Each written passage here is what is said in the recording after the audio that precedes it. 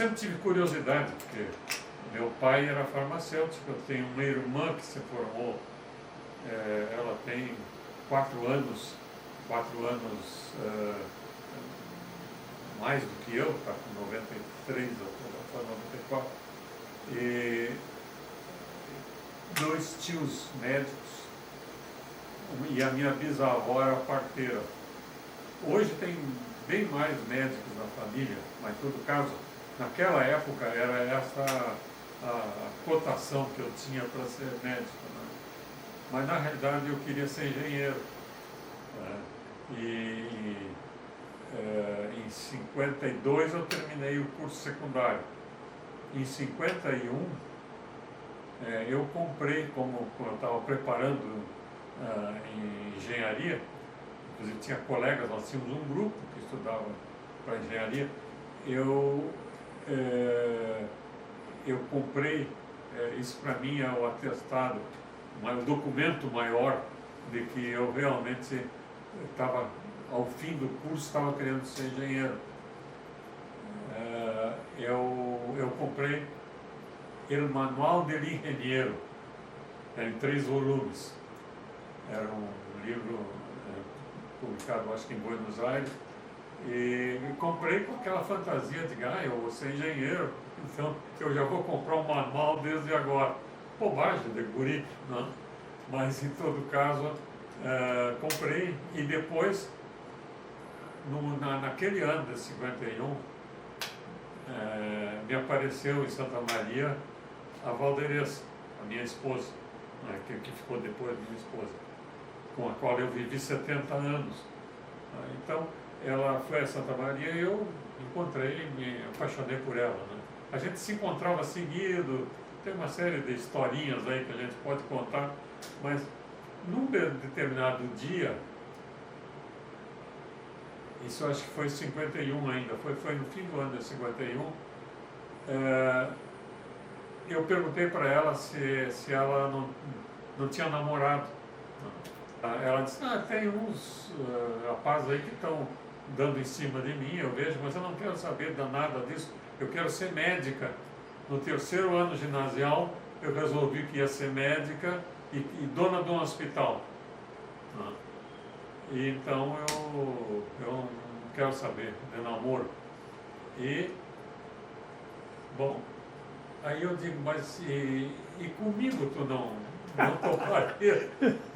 Eu sei que ela me encarou e disse assim, o que eu quero com um guri? Que quando ela me disse o que eu quero com um guri, eu estava resolvido a seguir medicina, porque ela disse que desde o 3º ano ginasial ela tinha resolvido ser. Diga, essa mulher não vai, e ela era muito decidida, diga, ela não vai mudar para engenharia ou qualquer coisa, e eu ser engenheiro e ela médica não vai dar certo. E eu já tinha a história da minha bisavó, do meu pai, da minha irmã, e dos meus tios. Então eu digo, eu vou fazer medicina. Então quem me botou na medicina foi ela. Em 72, eu fui convidado, ia começar a faculdade da PUC. E ou tinha começado ou ia começar, uma coisa assim. Mas não tinha professor de semiologia e não tinha ninguém para cardiologia. Mas como a faculdade começou com o 1º ano, 2º ano, 3º ano, né? Então, eu fui convidado para ser professor de cardiologia e ser responsável pelo serviço de cardiologia. Fiquei lá 17 anos. 17 anos na PUC. Fundei o serviço de cardiologia, a CTI, uma série de coisas, a cirurgia cardíaca junto com o Saad, que faz pouco tempo que morreu. Então, eu fui convidado para ir para a PUC. Eu já tinha o Estado, que eu era médico do Estado, tinha consultório, né? Eu não podia ter mais um emprego, né? Então eu fui falar com o secretário da Saúde, que era o Jair Soares, recém tinha assumido o Jair. Eu fui pedir para ele queria conversar com quem pedia licença para tratar de, era licença para tratar de interesse. Ele tem direito a 2 anos sem trabalhar e depois então, porque se não der certo no outro emprego, não, então eu fui falar com ele, eu tive que falar com ele. E também eu tinha visto, porque eu tinha participado antes dele entrar, numa coisa que se chamou Análise Institucional da Secretaria da Saúde. Foi um trabalho muito bonito, mas eu fiquei no grupo de epidemiologia cardiovascular. E nós vimos naquela época que não existia nenhum programa ligado à área cardiovascular. Aliás, a saúde pública, naquela época, até 72 ao menos, era assim, só valia para materno-infantil, doenças infecciosas e parasitárias e desnutrição. Nada mais, cardiopatia, infarto, doença isquêmica, cerebrovascular, isso não era saúde pública, não era considerada como saúde pública. Bom, eu fiz nessa análise institucional, eu revisei tudo e na realidade não tinha nenhum programa nesse sentido.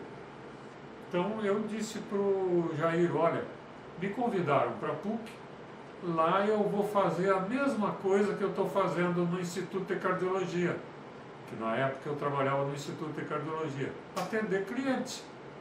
E eu posso fazer lá ou no Instituto, dá na mesma coisa. A Secretaria não tem programa de saúde pública em doença cardiovascular. Ele disse, não tem. Eu me lembro da cara dele, não tem. Eu disse, não tem. Ele disse, o senhor olha nos anais da análise institucional. E ele disse, então, por que tu não propõe? Ele botou contra a parede. Um pouco parecido com a história de botar contra a parede da Valdez, que me diz, o que eu quero com um guri? Então eu reajo muito à custa desses desafios. Eu digo, bom, eu fiquei sem saber o que fazer. Eu digo, porque eu já tinha aceitado a PUC. Eu digo, então o senhor me dê 2 semanas que eu vou estudar o assunto e vejo. Eu saí dali e fui para o serviço da Santa Casa no qual eu trabalhava, a Enfermaria 38, que era serviço do professor Faraco, Eduardo Faraco. Então eu fui lá e no serviço eu fiquei meio embasbacado, sem saber bem o que fazer. Mas eu me lembrava que eu tinha visto uma revistinha que se chamava Chronicle, da Organização Mundial de Saúde, que o Faraco era amigo do segundo diretor da OMS, que já morreu. Então ele recebia, ele nem lia aquilo ali, mas estava na biblioteca. Eu peguei o último número e vi que tinha um protocolo de prevenção de doenças cardiovasculares a partir da febre reumática, que eu tinha experiência no serviço aqui no nosso meio, como sendo uma abordagem inicial para doenças cardiovasculares. Então eu digo, bom, então eu fui ao escritório da Organização Pan-Americana da Saúde, que era representante da OMS aqui, e pedi licença para o diretor, que eu tenho o nome dele, agora não me vem, pedi licença para entrar em contato e pedir o protocolo para, no caso, usar aqui. Eu digo, eu não vou inventar, eu não sou sanitarista, não tenho experiência, tenho experiência clínica, mas não como sanitarista. Então, digo, vamos pegar alguém da OMS que sabe isso, né? Me mandaram, e então isso aí foi muito importante, porque algum tempo depois eu recebo um pedido do Ministério da Saúde, porque bom, a partir daí eu fiz um programa, né, que foi inaugurado no Centro de Saúde 2, isso era no tempo dos milico ainda, né? Bom, o que eu recebo um pedido do Ministério da Saúde dizendo que tinham recebido uma solicitação de Washington para fazer aqui em Porto Alegre a primeira reunião de um grupo de representantes de países latino-americanos para um estudo sobre prevenção da febre reumática em saúde na comunidade, né? Então, o primeiro programa ligado com doença crônica e com cardiovasculares na América foi aqui, por causa, aí nós tivemos uma reunião. Que ano foi isso, doutor? Isto foi em 75. Em 72 foi o desafio do Jair. 75. Eu comecei começamos um programa. Em 75 veio a correspondência de Washington. Em 75 foi a reunião. Eles convidaram, veio representante agora não vou renunciar o nome dos países, e se começou um estudo, porque era novidade, não se tratava esse tipo de coisa em comunidade, né?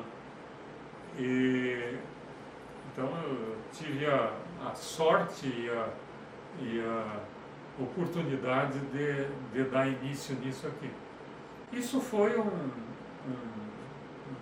marco a partir do qual eu virei, como é que eu vou dizer, garoto propaganda da OMS para esse tipo de prevenção de doenças crônicas, prevenção de tabagismo, de hipertensão arterial, de câncer, né? Então me chamavam para vários lugares, viajei pelo mundo todo e sempre que podia eu levava a minha mulher junto, a Valdez junto. Isso durou até 2002, que daí no Congresso Mundial de Cardiologia em Sydney me deram um título título mundial de cardiologia, que em todo congresso de cardiologia mundial eles davam um título cardiologista daquele ano, né? Eu recebi o título de cardiologista de 2002 em Sydney, por causa desses 30 anos de combate à febre reumática. Bom, depois eu tive aqui, a cidadania de Porto Alegre. 2015. 2015.